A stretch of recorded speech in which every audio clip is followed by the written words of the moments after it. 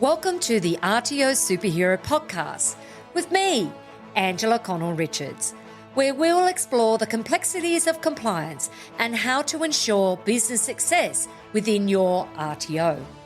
This podcast is for anyone within the training industry who wants to learn from my experience as an RTO consultant, RTO manager, trainer and assessor, and entrepreneur, as well as the experience of other experts in this field.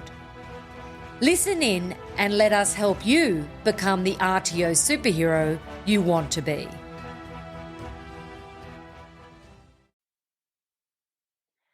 In this episode, we'll be covering one of the 8 critical drivers to RTO success, which is training products. It's really looking at, have you identified the emerging and future job trends in our workforce? And what are you doing to meet those needs? We'll really be diving right into what are the future needs of the workforce and what has changed, what is going to have a huge impact on the training industry. And one of them is micro-credentialing and how that's changing over the next 3 years. So, micro-credentialing came about because of the National Skills Commission. And the National Skills Commission was established in July 2020, whereby they're really focused on national leadership in the Australia's labour market with the current, emerging, and future workforce skills needs. They've really identified the importance of the Australian vet sector and how can we improve the vet sector to meet industry needs. And in particular, ensuring that our workforce has the skills and knowledge required to be able to work in the future workforce. On the 28th of November 2018, the Prime Minister announced an independent review of Australia's vocational education and training sector. And this was to examine ways to deliver skilled workers for a stronger economy. And it was focused on how can we improve our training in order to meet industry needs and what the workforce wants their labour force to have before they even apply for a job with that organisation. So the review was led by the Honourable Stephen Joyce, a former New Zealand Prime Minister for tertiary education, skills and employment. Mr Joyce delivered the final report to the government in March 2019. The National Skills Commission was created based on the recommendations by the Honourable Steve Joyce in this paper.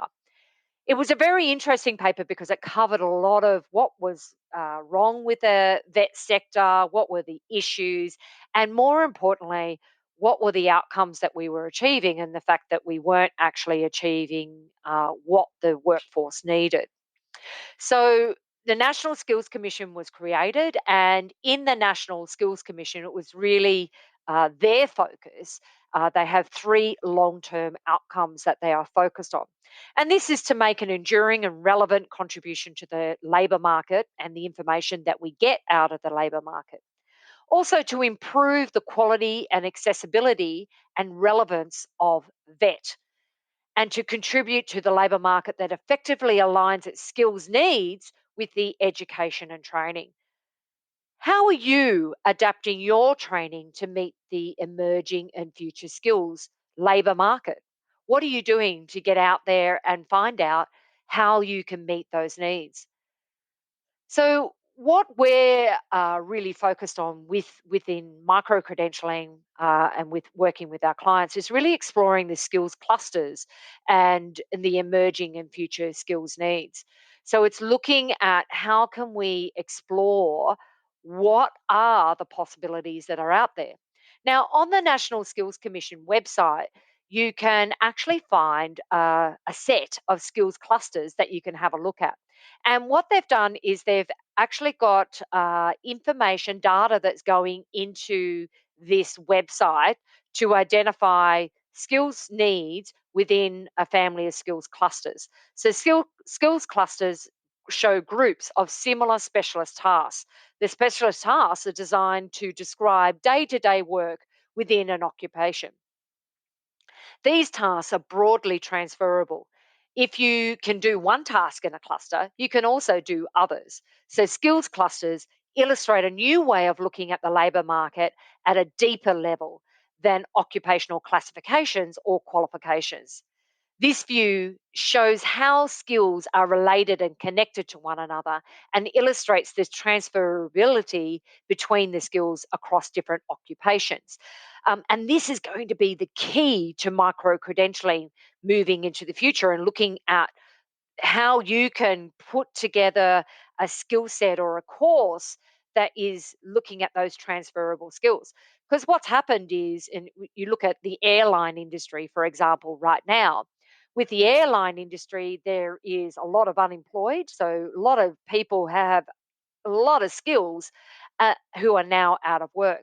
So you could actually have a look at these skills clusters of what they have working within their industry that are now transferable into other industries. And in particular, if you look at there's not just the pilots and the hostesses that no longer have work. It's also the engineers and the ground staff and the baggage handlers. There's lots of different areas that now they have these skills, but they need to transfer them into another industry sector now. So I highly recommend you get onto the National Skills Commission website and look at these, exploring the skills clusters that they have within this with this data that they've got on the website, and you can learn so much about what you can do to build a course that's going to meet those skills cluster needs. So what you do is you actually can go in and you can look at different industry sectors, then you can look at the skills clusters within those industry sectors, and then look at the type of roles where those skills can be transferable from one job role to another job role. So, for example, it could be the construction industry. And within the construction industry, it could be appraise or evaluate properties. And when you look at that, there's all sorts of roles that can use those skills. So, insurance investigators, auctioneers, accountants, management accountants, valuers, real estate agents, or a real estate representative. So, there's lots of skills there that are transferable into other areas. And what you could drill down into from there is the types of occupation profiles that would need that skill set based on that family of skills clusters. So, what you can do on this website is you can go in, drill down into a skill set, and look at, okay, what is the skill set that you could put together that would meet those needs? And then they also go into the different levels of core competencies and the skills that they would need in order to work within that area. Another really interesting part that's on the National Skills Commission is they've now added a, um, a section on the website called Jobs and Education Data Infrastructure. So it's in short is JEDI. So JEDI is all about looking at Australia's economy and how it's changing. So they've developed an intelligence on Australia's labour market, workforce changes, and current and emerging skills needs, and put this data into this website where anybody can access it. So as an RTO, highly recommend that you get in there and access it. So JEDI provides real-time view of the Australian labour market and draws complex data from multiple sources into its data engine and transforming it into meaningful insights for many different users. And in particular, for an RTO, you can go in and actually look at the data for emerging and future trends and look at the courses that you could offer for those emerging trends. So they're really looking at skills and being a common language. So skills underpin the data and enable us to speak in a common language, and really linking jobs to the training that's required in order for them to work within those skill set areas. And what's really good about Jedi is it enables them to anticipate future needs and adapt to changes in our economy to meet those needs. So if you haven't had a look at it yet, I recommend that you get on to the National Skills Commission.gov.au, our work backslash jobs and education data infrastructure. Even if you just Google JEDI or jobs and education infrastructure, and you'll also see it in the show notes. I've added the links to these websites in the show notes as well. And you'll find so much about what are the emerging and future needs. So JEDI's agenda is powering several online tools to support individuals navigate a changing labour market. And we've already seen some of these come out. So, Job Trainer is one. So, Job Trainer is for anyone aged between the age of 17 and 24 who's looking for work. You may be able to study or get free or low course fees through Job Trainer. So, JEDI contributed to the development of the list of Job Trainer courses by mapping the skills in demand by employers and critical to Australia's economic recovery to qualifications and courses. And we've already seen the rollout of Job Trainer across Australia, and they're now with the individual states. So, this individual states have used this data to be able to identify what are the skills needs for the future. There's also Job Switch. So, Job Switch is all about helping you to explore jobs you might not have considered and find jobs that you may have already have skills for. So, it's looking at those transferable skills where they may be unemployed and they can transfer those skills into another job role. And there's all sorts of data on this website that you can access all around, switching skills and transferring those skills into another job. There's also Jobs Hub, which assists people to find jobs in demand in their location, matching their skills. So it's really looking at, well, how can we get you transferring those skills into another area? There's also Your Career. So, the National Careers Institute is a new portal providing Australia's authoritative source of career information. And it is the website where uh, careers advisors within schools and also job active providers are referring their unemployed to and students to these websites to be able to access more information about the training industry and what careers are out there in the future. So the key is linking jobs to training and with a focus on industry needs. And what are you doing? What are you doing to meet these needs? And what does this mean to you when you're really looking at changing lives for education and adapting your training to meet those needs? So, what is micro credentialing? It is the future of education. It's really looking at short courses that focus on skills gaps in the industry, and it's developed to meet industry needs. Focus on building critical skills that will apply to emerging and future job trends in the market. So the benefits of micro-credentialing is deep learning. It's where you can gain critical skills and required knowledge that reflects the changing landscape of professional practice and industry. Acquired skills, so develop the hard and soft skills that will enable the students to specialise and innovate in the current and future world of work. It's also industry recognised and really focused on industry needs. So, gain recognition of newly attained skills, knowledge, and accomplishments and capabilities that are industry focused. And as RTOs, they can receive a statement of attainment that is recognised around Australia. The key is industry connection. Learn from today's experts via courses made for tomorrow's challenges. So, really looking at micro credentials of skills and skills gaps that are going to meet those industry needs. What are you doing to meet the emerging and future needs of education and the workforce? And what are you doing to meet with those needs? One of the things that we recommend is engage with industry.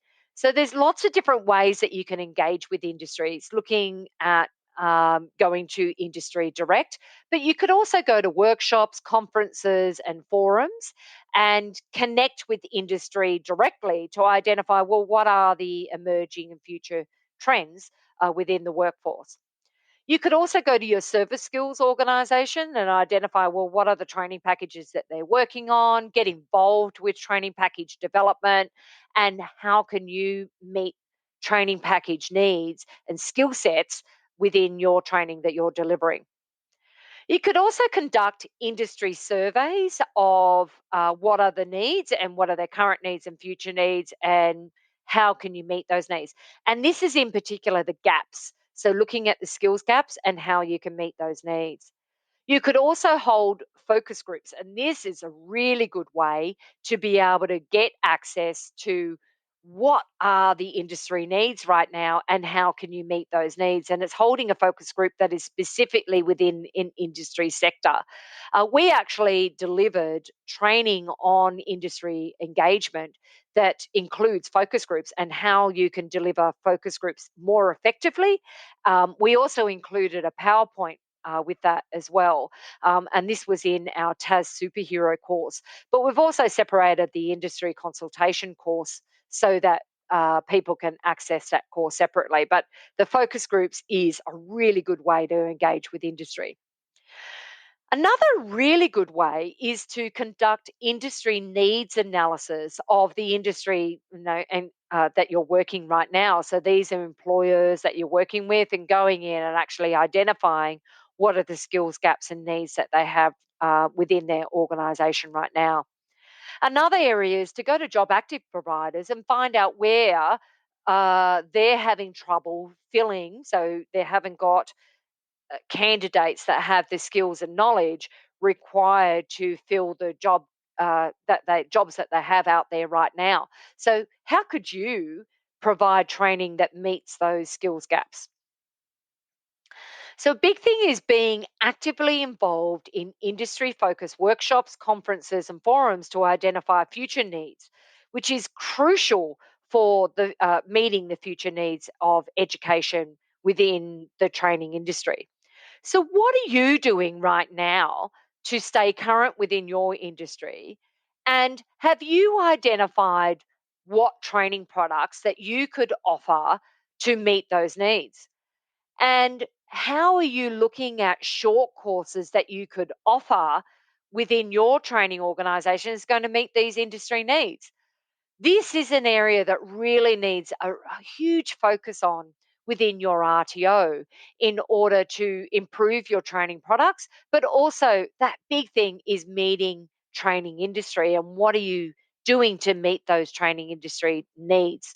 So that's it for today's podcast. I hope you really enjoyed this. And if you'd like to know more information, look at the show notes. I've got quite a few links in there for some great research that you could conduct in order to improve your training products to meet those needs. Thank you for listening, and I look forward to catching up with you the next podcast. Thank you for joining us at the RTO Superhero Podcast with me, Angela Connell-Richards. Please take a moment to rate and review the podcast on your preferred podcast app.